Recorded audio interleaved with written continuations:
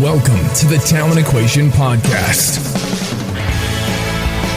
If you are passionate about helping young people to unleash their potential and want to find ways to do that better, then you've come to the right place.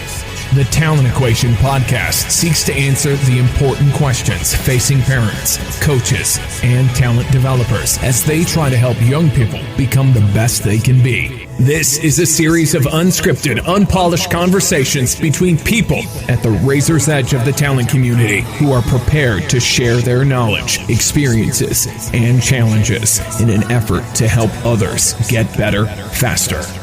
Listen, reflect, and don't forget to join the discussion at thetalentequation.co.uk. Enjoy the show.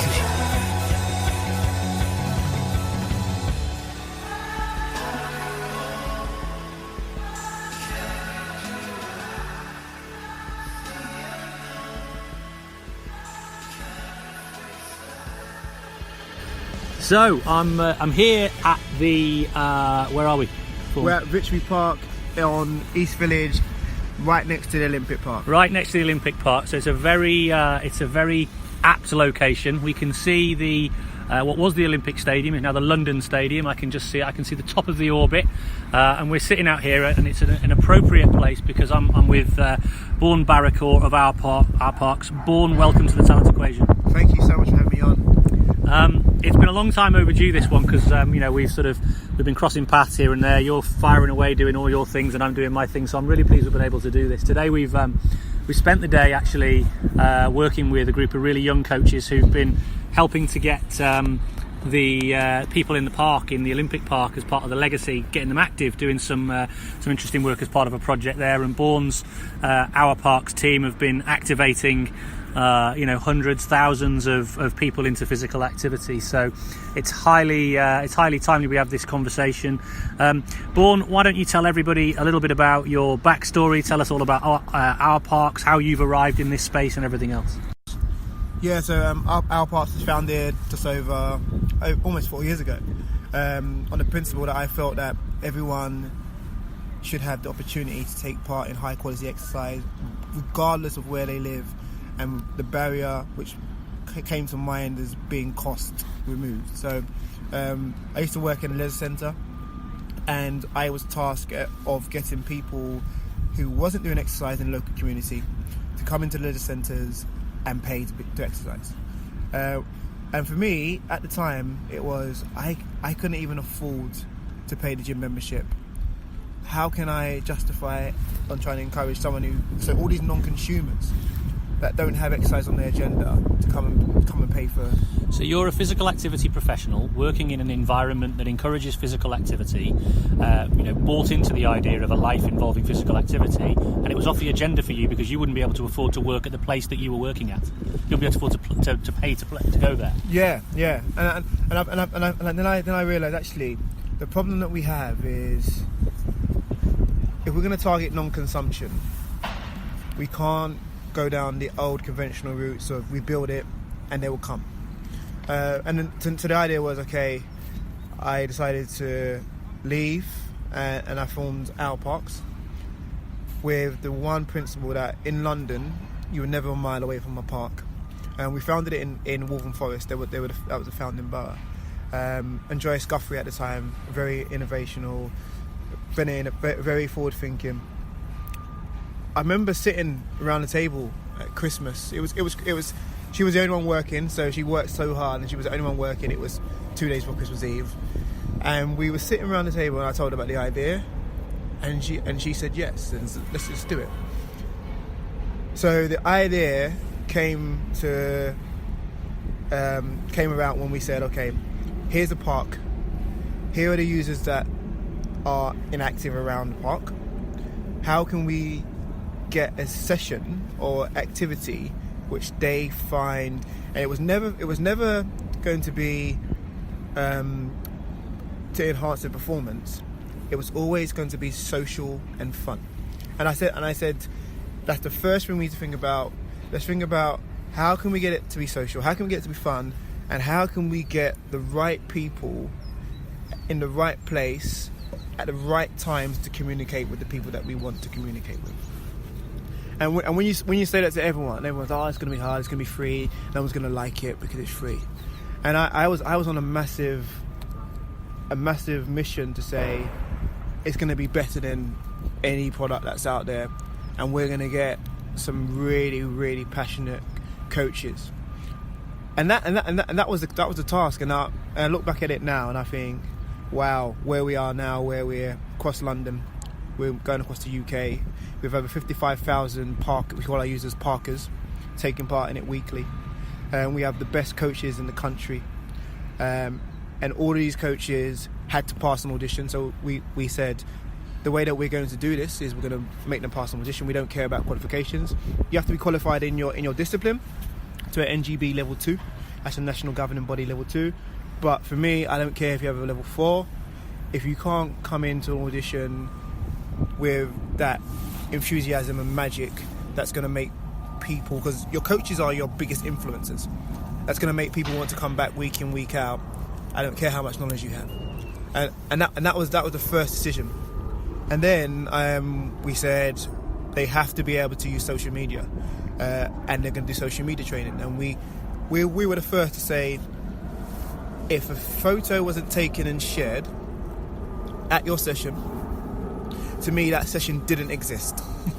And I remember everyone saying, what do you mean a photo?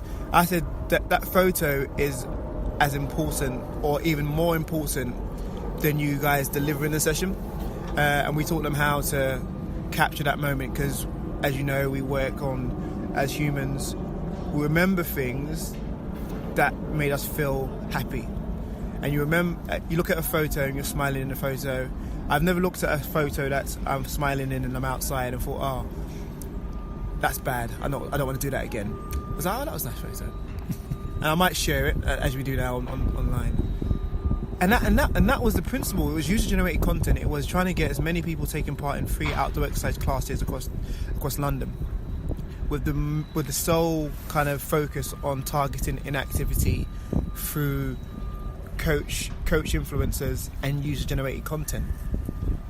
So what I find interesting about that, I just want to go back to a couple of bits. So first and foremost, in case it was lost on anybody, auditions.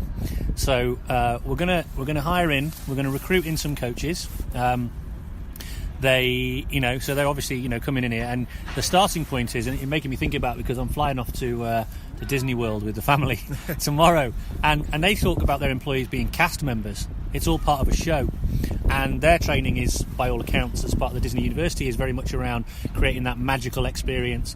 In fact, we were booking a cruise for my mother and father-in-law, and the lady on the phone was saying, we had a few challenges with it. She says, don't worry about it, I'm going to sprinkle my pixie dust on it.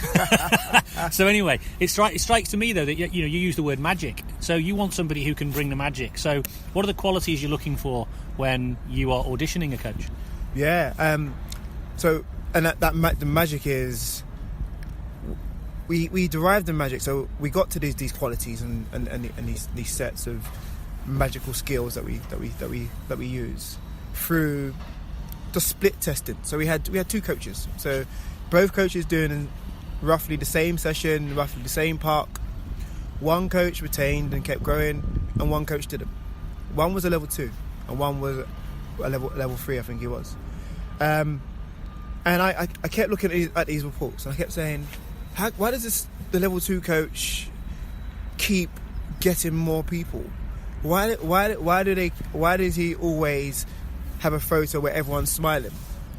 And then I went down to his session, and it was almost the moment you walk up to the session. One, he was approachable, so there was none of this hunch, crossed arms, cross face, shouting at his users. Everyone who walks into the session were generally happy to see him, and he greeted everyone, and he treated everyone the same. So greeted everyone, they told him about their problems, and then they got down to business. 2, he would always ask the users how's that feel, how's it going, can we adapt it to make it easier if you need be. So he made everyone feel like they were meant to be there. And the last thing was, he always made it his mission to get them to work together and talk. So he would make sure if you were new, he say, okay, this is a new Parker. Let's show her how we do it and all that kind of stuff. Meet her, take at the end, take the selfie, make sure they smiled. And that was coach 1. And then coach, and he was the guy that obviously had the more Parkers and had the more attention. And coach 2 knew their stuff,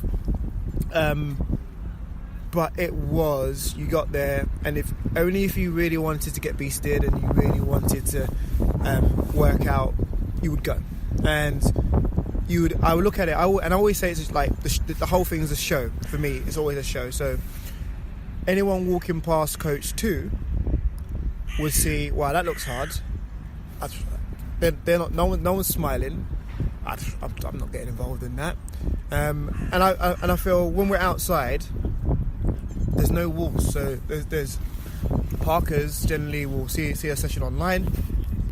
They will think about booking it. So we're talking about people that don't do any activity, and then they'll come down. They'll walk past the session, and they will have a look in. Oh, she looks like me. Oh, she's smiling. Oh, that's great. Or he's smiling, and then they will come back and book the class next week. And we are as a organisation or as a coach, you are constantly on show. So we had to get to this point where we said, because I'm not going to lie, in the early days when we needed coaches, you don't want to cancel sessions. And then I said to myself, do you know what? I'd rather cancel a session than put someone off coming back. So if you cancel it early enough and everyone knows about it, so it was cancelled. If you go to the session and you didn't enjoy it because you felt like it was unfriendly, it was rubbish because it's free. That perception would be, oh, it's free, no one can do rubbish, the coach is unfriendly, don't go to OurParks. And we've grown from our 0 to, we're going to do 100,000 Parkers parking this year on that sole principle that it's user generated content. It's influenced by the coach's willingness to not only encourage the community to take part in outdoor exercise, but passion for their community.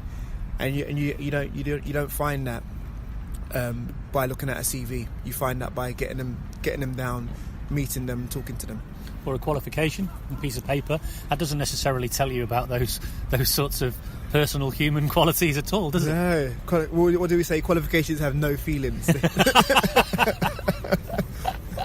It's interesting because I think one of the things to think about when people are looking to employ or deploy coaches, and actually it's coming back to the starting point, when you were describing what makes a great coach for OurParks, first and foremost, you're just tapping into, right, well, what does the customer, for want of a better phrase, use the phrase user, Park, what are sort of things are they looking for? But you kind of intuitively understand that they're going to go through a journey and they've got an awful lot of objections they've got to overcome, and actually that initial experience is really, really important. And actually even just their perception of that experience from what they see, like you say, do I see people like me? Do I see people with smiling faces? And the welcoming environment that's created and the energy that's created. And I think what's really interesting about that for me as well is that what you described as being a good coach didn't have anything to do with the activity itself, really. It was, did it make them feel welcome? Did they create a good vibe? Did they talk to everybody? Did they make them all feel special? All those sorts of things. Because the activity kind of, don't get me wrong, I think the activity is important, but it's not as important as the other things. No, certainly not. We've even split tested activity types and names, and people don't really care about. You could call it, I don't know. It's the throw up boot camp where after boot camp you throw up. say we called it that. People would turn up if they know that they can turn up and they're going to have fun and they're not going to feel like they're not meant to be there. And it's to that point where we realise that it's not about the activity. It's about how they feel when they're there and how they communicate with the people that are there. Do they feel safe?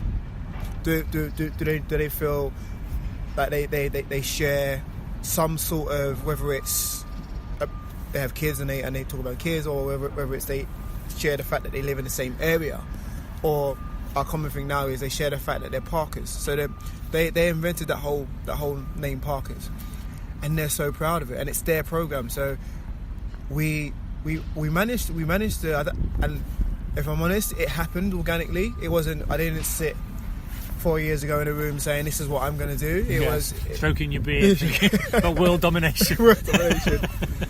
It just happened, and we listened. I think what we did really well is we listened to our Parkers, and we gave them what they said they wanted. But then also we used data because even though people don't really know what they want, but they know how to behave in the way in which they want to behave. So that's what we did. We mined our data. We said, okay, this is what they say they want, but this is how they're behaving. So this is how through the bookings, through the classes, through what the coaches are doing, and then we gave them what they wanted based on what they thought they wanted and how they're behaving.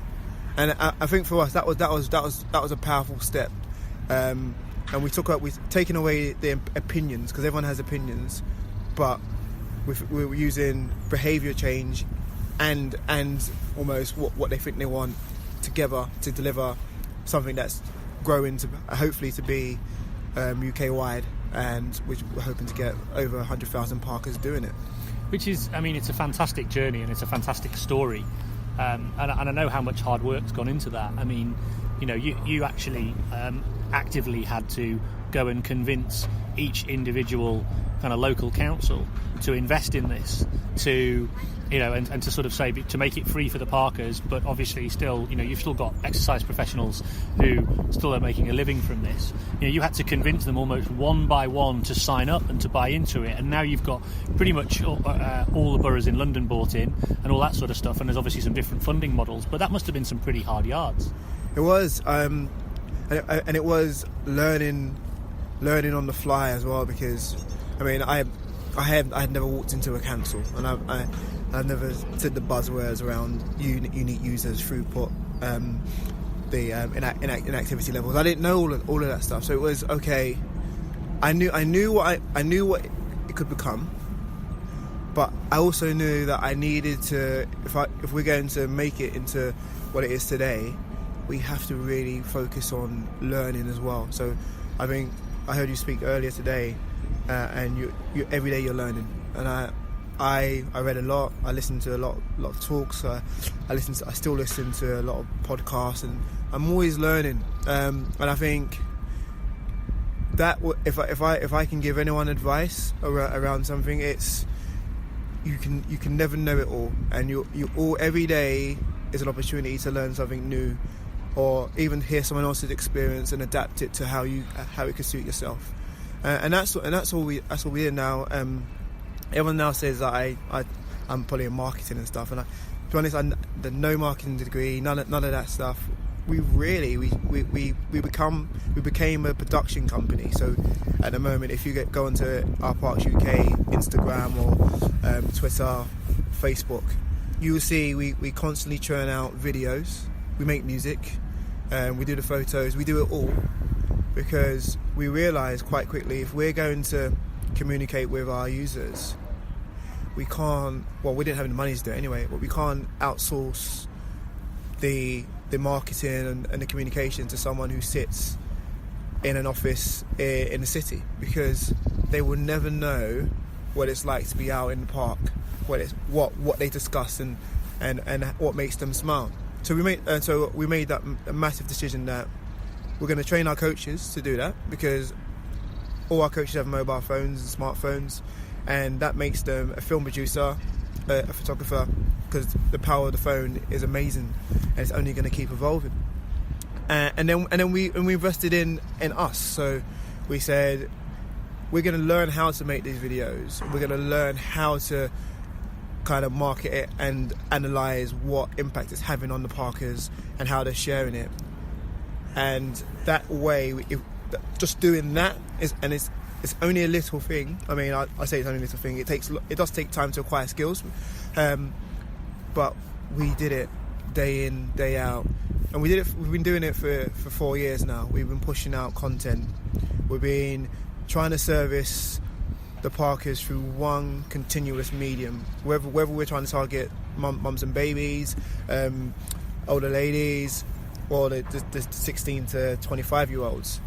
the one continuous median is it's fun outdoor exercise which you can all attend, and that's the message that we pushed out.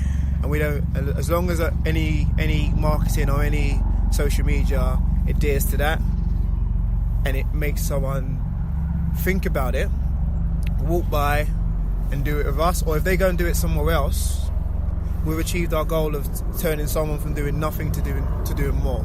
And I think for this year especially, is going to be a year where I really want the sector to think less isolated. I think actually, can we work together more? How can we plug into each other? How can I promote my users to go over there and vice versa? How can we get more people doing more stuff that's in physical activity? Because all that's going to happen is if we do that as a sector, everyone can thrive, because we start competing as other sectors rather than compete against each other. So that's where we're at. It's interesting because, I mean, so for most listeners of the Talent Equation, we tend to talk about performance, we talk about talent development, we talk about skill acquisition, we talk about all these concepts. And one of the things that seems to be common to me, because obviously you're working in a slightly different context, you're working with and your mission, your why, I suppose, is to I suppose you're a bit of a disruptor, I guess. So you're sort of saying that, currently the provision, based on your own experiences, the provision for inactive people or people who are less active than they should be currently isn't meeting their needs, and your mission is to say there's a reason for that, and part of the reason for that is accessibility. So we're going to use a park, it's an open space. Cost is another one, so we're going to break down the barrier of cost. And then the other one, I suppose, is about experience. And that experience, what I love about that is that you're constantly messaging your why. So you live it in terms of making sure that your messaging's happening every single day, and there's a community created. So you don't have you call them users. I would say they're fans. Yeah. I mean, they're raving fans. I mean, I've seen some of the content they produce, which, everybody, whether it's when you're trying to create any kind of a social movement, I mean, if you get people who are, almost like doing your marketing for you because they are fans of what it is that you provide and how you make them feel, then, that's more powerful than anything. But then I think the other aspect for me that's really important, and where this really chimes with what we talk about within the talent equation, is I don't think people fully appreciate when you're working with an adolescent, for example, who is on a journey of development, and let's say they've improved to a certain level, and now we need to take them on and see how far their potential can take them. Well, this is exactly the same, but the context is slightly different. But in my mind, actually, this context is actually far more challenging, because people in this community context who are inactive, there's 150 reasons why they're inactive. Yeah. And one of the things you've got to try and tap into is to work out what it is that's stopping them. And so you've got to provide messaging in lots of different ways. You've got to constantly adapt, and you've got to be able to react to their needs on a really regular basis. And you mentioned it earlier, their wants.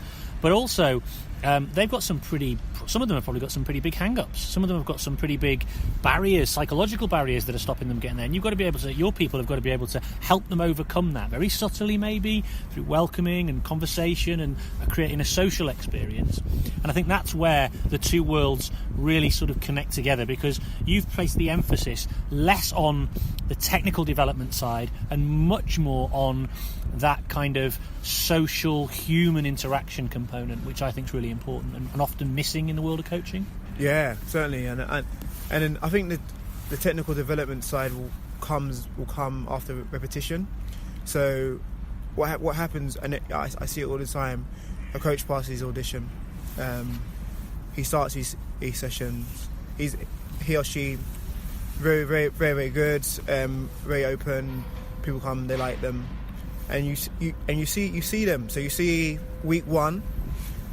Again, it's a new environment. He doesn't really know everyone, but he's got the attributes that means that he can deliver it, because we passed him on audition. And then suddenly what happens is they just start to adapt to their environment. So week in, week out, they get different people.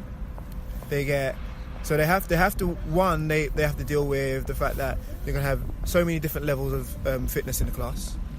2, you're going to have all those personalities. So they almost have to be able to know how to, 1, give someone a bit of a banter, 2, be a bit fragile with another Parker. But then suddenly you watch their sessions, because remember they're outside as well, so they have to put on the show, because anyone walking by, and a lot of the Parkers that come down, their biggest fear is people seeing them doing exercise outside. Other than the first biggest fear as well, so that's the second one. First one was the reason why they didn't do it, because there was fear of walking into the centre and the receptionist or whoever it is not being nice to them. So the coach is a receptionist, because they come in, he's got to get them ready. Then he's the building, because he's got to make sure they're safe, so he's got to be in the safe. And then he's got to do his job in a way where he creates this whole show where when people walk by, the perception of the person doing the exercise is, oh, we know what they're doing. That looks cool. I want to come and do that. And the moment the coaches, that's why I say we have some of the best coaches in the UK. They do this week in, week out. Some of them have up to 50 people in classes, and they're doing this in outdoor spaces. And it got to that point where I remember when we first asked Parkers, would you dance outside? And no, we'd never dance outside. No, we'd never do yoga outside. No, we'd never do hula hooping outside. And you can go down to a park, you can watch a dance fit class on a Saturday morning, and everyone in the park will walk past them and look, that's the guy that's doing dance fit, that's doing hula hooping. And suddenly they create a sense of ownership for the community, because it's normal to see people exercising outside. And it's normal to see a confident coach that's empowered them to feel confident to do it outside. So you remove them out of that equation, 9 times out of 10, they will probably do more themselves in their part, because they're used to doing it. So it's a massive feedback loop we had to overcome, and we started seeing it, and we started seeing it go to another level where we had the Parkers them becoming coaches. So they said that they liked it so much they wanted to share what they had learned, and to be honest, when you get a Parker becoming a coach, they always pass the audition, because they're coming in at a level which has been determined already by the coach through one his enthusiasm for the session, his way in which he's made a session social, and their whole experience of why they want to become a coach, because they want to become a coach because they got to meet new people, they got to have fun in their classes. So when they deliver their classes, how they perceive delivering it is in line with that. So it's amazing. Some of the Parker to coach stories, and you hear stories where you had Parkers have to go do exercise because of a health condition, and then they fell in love with it so much that they ran marathons, they done some Tough Mudders, and then they became a coach. And for me, over numbers, if we get 1 or 2 people that doing that in a lifetime, I've done my job. And so for us, it's not only a numbers game. I know it is good to have 55,000 people doing it weekly, because you're going to increase your chance of changing lots of lives. But we're definitely moving away from it just being about how many people can we get doing it. It's more about how can we impact people's lives, and how can we give our coaches the tools to make it happen more frequently across any borough which we operate in. So from that perspective, in terms of I think what's amazing is how many people would you say have gone from Parker to coach to your knowledge? I can know we've got about 10, 20. No, about 20 actually. We've definitely got 20. Just because, and that's only because there's still a barrier to get the qualification to go. So that we're now working with Wimex, who's offering free coaching level 2s become coaches now, and we have a waiting list of 500 parkers that want to become coaches. And when you ask them why, they resonate with the same things, but why haven't done it before? Because they can't afford it. And I think we'll get more coaches that have the empathy that's needed to communicate with our communities if there was an easier way for like-minded people that want to help their community to get badged up. And that's always going to be a constant battle. And as I said at the beginning, I don't believe coaching's around having a qualification, but we need to have qualifications so it's done safely and effectively. So I totally understand that. But I would like to see more resources and more kind of emphasis pushed towards why don't we find ways to badge people up and make it easier, and make it more accessible so we can get the likes of Maureen and likes of one of our parkers, they call her Auntie. She's 67. She came. She found out about the program. She was walking by, and she had a walking stick at the time. And then the coach said, "You walk by every day. Why don't you come and get involved?" She says, "No, it's not for me. It's not for me." And she goes, "Why?" Because she's had arthritis. And then he said, "No, we'll do some stuff that you can do." And then she got involved, and now she's running, jumping, doing bird peas, and you're like, wow. So, and she's on a waiting list, I think, as well to become a coach. So how can we keep throwing up buildings and expecting people to come in when they want to get fit, when there's so many people that really want to get fit but don't have the time or don't have the confidence to walk through the door? Yeah, you described your coaches as the building. Yeah, they're the receptionist, they're the building, they're the they're the experience provider, they're all those sorts of things. Now, in that case, that scenario, this is a really important point for me. Your building, your coach, was mobile. That building went to her and said, "Come in." That doesn't happen with a building, a physical building. Which is, for me, is the kind of instructive power of how you're able to get your people, to actually fully engage, just making that outreach. A lot of people wouldn't have done that. A lot of people wouldn't have made that step and said, "Come on over here." And when met with an objection, would have walked away and gone, "Okay, never mind." They, "No, don't worry, we can come and give it a go. Come and give it a go." It might have to happen over 3 or 4 weeks. Yep. She might take a little bit of more time. She wants to, but she's just got to overcome that barrier. "You ready yet?" "No." "Okay, but I'm going to get you eventually." That kind of stuff. Yeah. That's that human touch point that I think gets lost in the whole numbers building world. Yeah, and exactly that. And I mean, just humanisation. And we I know it's been thrown around a lot last year, and it'll be thrown around this year. It's people don't connect with logos. People connect with real people. And the moment we can get real people, humanising it, and connecting with the real people, all what's going to happen is Auntie comes, she likes it, it changes her life, she tells her friends who will be in will have some similar kind of social issues as well, and they come, they like it, and then suddenly the marketing just happens on the fact that we're training our coaches to be the best builders they can be. And when you think about them as a business, a building, you then start to think, actually, just giving them a qualification and telling them how to deliver something doesn't work. They need to know how the marketing. They need to know how to capture it. There's so much they need to know to effectively deliver their program in their building. They need to connect. They need to be able to connect with their audience. They need to be able to connect with the people that they're trying to. And this applies to any form of coaching in any walk of life. Yeah. And again, the interesting thing that I find is that people don't get that.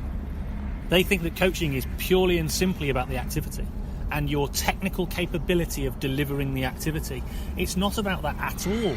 In fact, that's almost incidental. That's the easy bit. Yeah. The bit that's difficult is the connection. And I think your point around Auntie or any of these other people is, those people are coming from a place where people like them they were one of those people, so they understand them automatically. They understand the barriers. Yeah. You or I have lived in the sporting world, for a long time. We can have empathy, we can develop our understanding, but there's nothing quite like having that implicit understanding. Yeah. I was once like you. Yeah. And even from a role model point of view, it's the connection is amazing. And I showed a video earlier today around the Parkers made a music video. So we back to that production company, danced into a Parker song. So we made this Parker song, and they put it out, and they showed. So the enthusiasm they showed, and it was a coach. One because they loved the coach. So the coach said, "Should we do a video?" And they're like, "Yes, let's do it." But two, because they love the brand that much, they want everyone to see how fun it is, and come down and take part. And I do feel we are, as a sector, we are losing the fact that we need to almost be a brand as well. So our coaches are our brands, and I think if we keep going down that route of giving them qualification, teach them a few CPDs, chuck them somewhere, and that's it. Everyone will come. We've trained, we've done our job, and then why aren't the numbers where they need to be?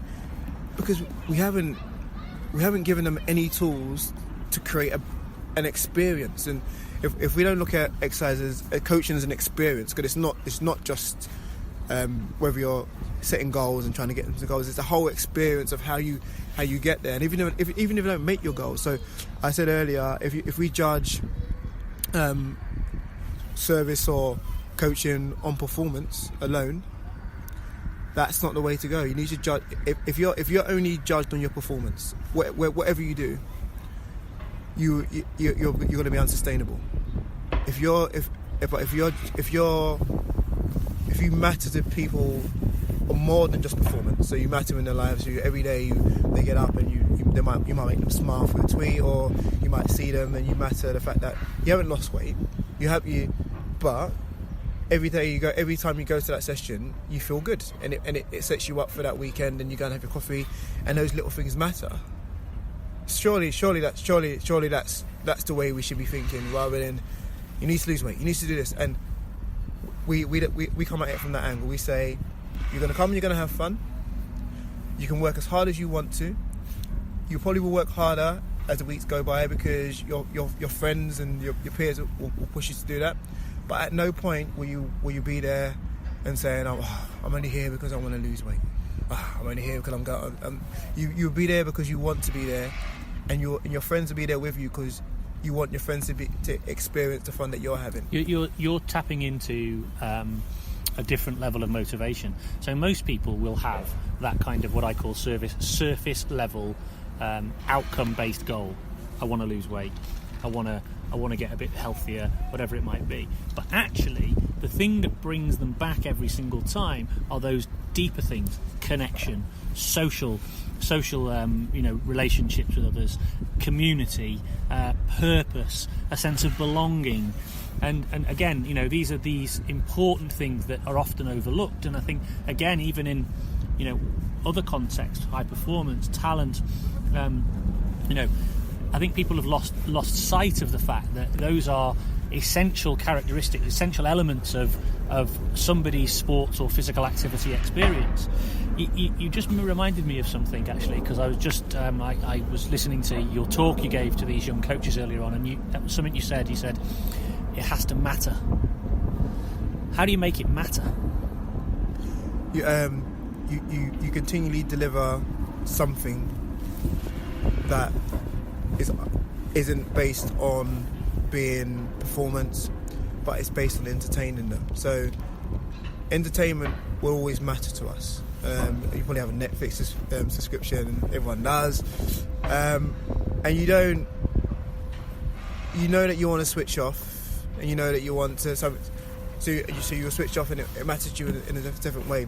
You don't care if your internet speed isn't good enough one day, and just that dreaded symbol keeps flashing around. You don't say, do you know what?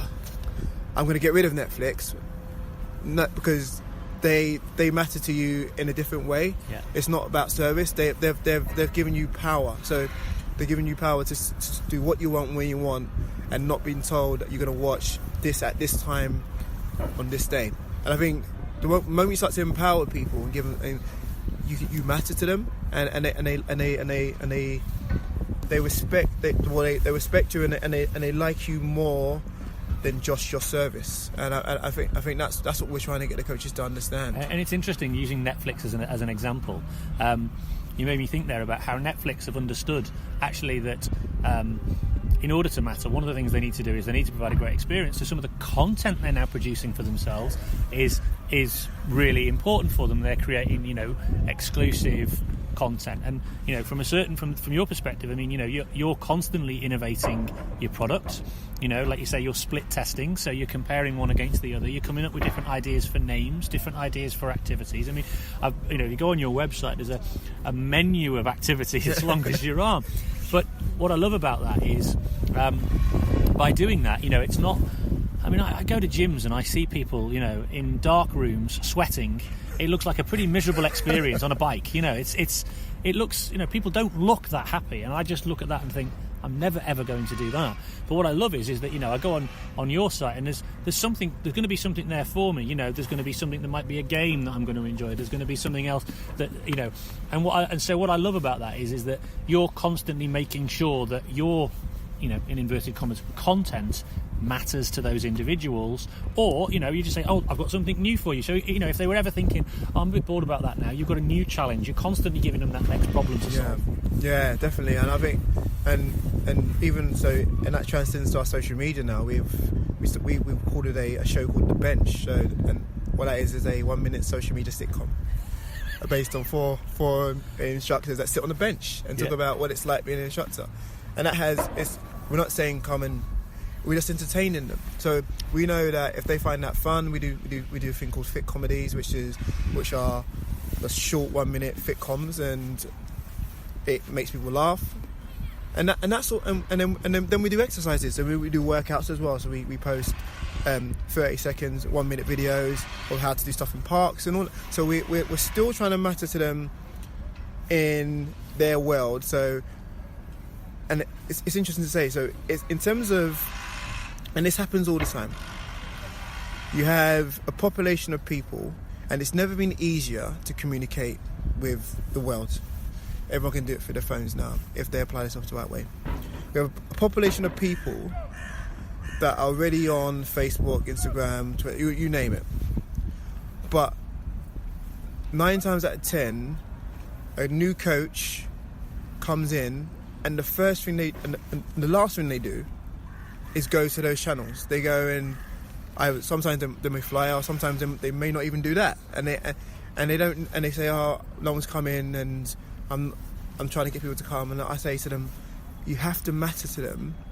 And you walk down the street and someone says to you, come and put £20 in my hat because I've got this great idea that will help you. Will you do it? Answer is pretty much always no. Yeah. You walk past somewhere, there's someone who every morning he plays a nice song, plays a nice song, and every morning he makes you smile. One morning you walk past him, he says, I've got a show, it's on this time, I'm free. You're more than likely going to go because he's continuous, you're exposed to him, and you know that you like it, or he or she.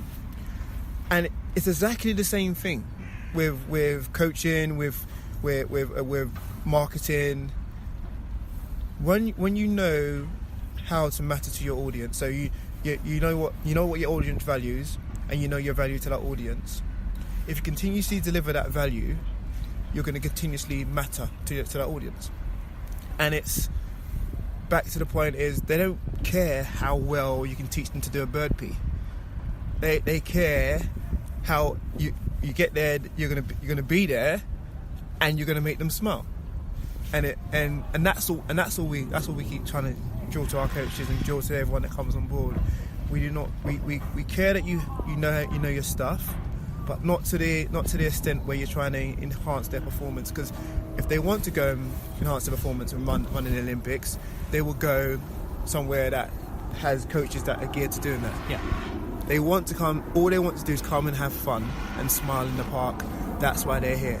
What I love about that is, and there's a really big take-home message for me here, which is that how much you value connection on every single level, whether it's that individual connection when somebody actually makes that first step to engage, whether it's a connection when they first arrive at the OurParks website and they want to be able to start finding out what they can do and find out more, whether it's that human connection between the parkers when they're in that environment and they're actually having the experience. But then what I love is that you're saying it's not good enough for the connection to stop at the activity itself. No. It has to go beyond the activity. So we're going to entertain you. We're going to maintain our showmanship and our entertainmentship, because connection matters. I mean, you used the word marketing. For me, I don't think it is. It is marketing, obviously, but it's actually it's connection. It's communication. It's saying, we're more than just an exercise class that you go to every now and again. We're part of your life now. You're part of a community, and they're driving that community themselves. Like you say, it's organically happening. You're just sort of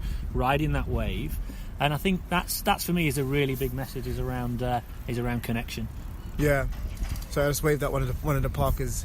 So he's riding his bike with his boys back from school. There you go. And they come on Saturday morning. They will come out. They will come out to a session with the kids. So it's really good. It's really good. That's actually a really nice way to, as the temperature drops, as it starts to get a bit dark, it's a nice way to kind of wrap up the conversation. Bourne, I really appreciate you coming on the podcast. I think it's been a fascinating conversation. You're working in a very different environment with a very different audience, but I think there's some really relevant messages for people, in all walks of life around how they can, create that level of engagement and connection with people. Before you go, if people want to find out more, if they want to go crazy and become a parker, if they even want to go even crazier and maybe join the ranks and do an audition, which is something that I've been promising to do for a while, how do they go about finding out more? Yeah, so sign up at ourparks.org.uk. You can join, and you can also put interest to become a coach there as well. Follow us on OurParks UK on Twitter and Instagram and Facebook, and follow me at Barikor on Twitter, Instagram and Facebook. Nice one, Bourne. Thank you guys. See you guys. Cheers. Bye. Bye.